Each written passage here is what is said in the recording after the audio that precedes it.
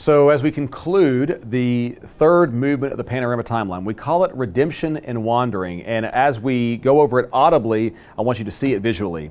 The people of Israel find themselves in Egypt, no longer in blessing, but instead in bondage or slavery. And as they cry out to the Lord, God will send them a new leader, a deliverer. His name is Moses, and he will square off with Pharaoh, and the showdown will be over 10 plagues. And so Moses versus Pharaoh in a steel cage death match with 10 plagues. All of that is taking place here in the land of Egypt, and it's detailed in our story told in the book of Exodus. Then there are three key events in the redemption section of this. The first is the Exodus event as they leave the land of Egypt. The second is the Sinai event as they spend a year at Mount Sinai. And they also there receive and build the tabernacle. So Exodus, Sinai, and tabernacle.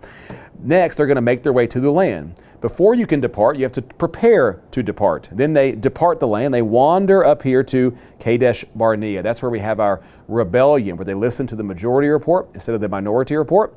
And as a result of that, they will wander in the wilderness for 40 years, culminating in Moses bringing them to the plains of Moab. There, that leader Moses will die, and before he dies, he will give this long second sermon called Deuteronomy. So the Exodus story is told in Exodus.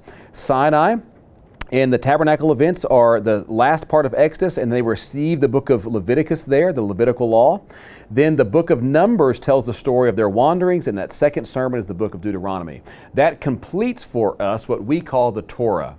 Genesis through Deuteronomy, these first 5 books of our Bible, and those first 5 books form for us as a trust book, teaching us to trust a covenant-making God named Yahweh, who is faithful to His covenant to reverse the curse and bring blessing to all of the world through this promised third-person masculine singular, He. There is a snake crusher who is coming. And as the Torah concludes, we're looking, who is that snake crusher? Here we are on the plains of Moab, and we'll pick up in our next movement, movement 4, with the conquest of Joshua.